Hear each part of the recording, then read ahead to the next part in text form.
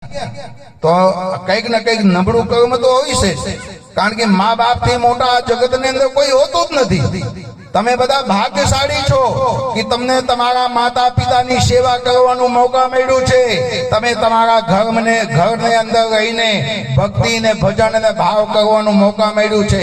અમારા ગાંડુભાઈ અહીંયા બેઠા છે, કેવું સરસ મજાના જીવન જીવે છે અને સમાજની અંદર જઈને ખૂબ સારા કામ કરે. ગાંડુભાઈ ઉભા થાઓ તો બધા તમને જુએ.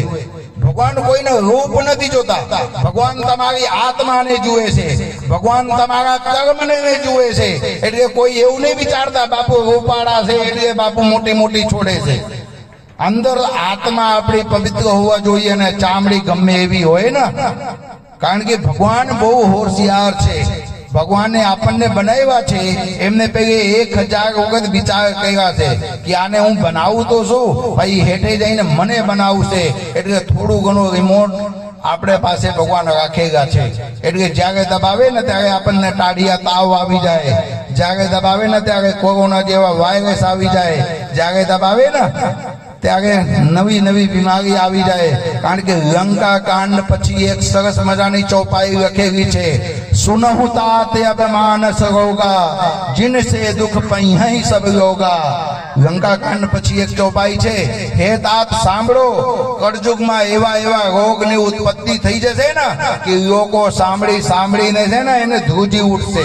એટલે આ કળયુગ છે, અનેક પ્રકારની બીમારીઓનો સામના તમને ને અમને બધાને કરવું પડશે. પણ જે ભગવાનને નજદીક રહેશે એમને ઉપર સંકટ આવશે. વિભીષણ જેવાઓને ઉપર સંકટ આવ્યું હોય, એવડો મોટો લંકાને અંદર રાક્ષસોને વચ્ચે એક વિભીષણ ભગવાનને ભગત હોય તો તમે તો બધા કેટલા ભાગ્યશાળી છો. કેવડા મોટા ગામની અંદર કેટલા બધા ઘર રામાનંદીઓના હોય. હવે આખું ગામ તમને બાપુ કરીને સાચવતા હોય અને તોય આપણે બધા હાથમાં કાબુમાં ન રહેતા હોય તો ધિક્કાર છે પછી આપણા જીવનની અંદર. એટલે સરસ મજાના જ્યારે આપણને માનવ દેહ મળ્યા છે ત્યારે માનવ દેહને ખૂબ સારી રીતે ભોગવવું.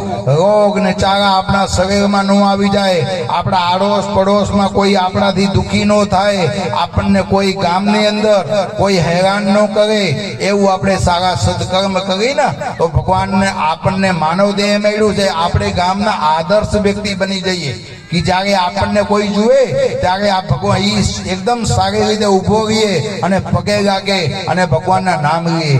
કારણ કે મિલે નહીં વારંવાર. આ લાલદાસ બાપુ માનવ દેહ વારંવાર નથી મળતો, એક વખત મળ્યા છે તો એને સારી રીતે આપણે જીવવાની કોશિશ કરી તો ભગવાનને આપણને ફરીથી આ મનુષ્ય દેહમાં ન મૂકીએ, પોતાને પાસે રોકી લઈએ. નહીં મનુષ્ય દેહ પાછા ફરીથી મૂકીએ ને તો માને કોખમાં 9 મહિના સુધી તક છે ને ગંદકીની ગંગામાં રહેવું પડે. અને પછી અહીંયા ક્યાં જન્મ મળે ક્યાં ન મળે, કેવા આપણને સંસ્કાર મળે કેવા ન મળે, એવું વિચાર કરવું પડે. એટલે જ્યારે સરસ મજાના જીવન મળ્યું છે અને રામાનંદી ઘરમાં જન્મ મળ્યું છે તો આપણે નિર્વ્યસની થઈને માતા પિતાની સેવા કરો. કારણ કે માત પિતા ગુરુ સ્વામી શીખ શિરધારી કરાઉં શુભાવ રહેવ લાભ 3 જન્મ કર નતર જન્મ જગ જાય. એક માતા, બીજા પિતા, ત્રીજા ગુરુ, આ 3 ની સેવા કરવાથી એક ભાવના નહીં 3 ભાવના ભાથું આપણે બાંધીએ છીએ.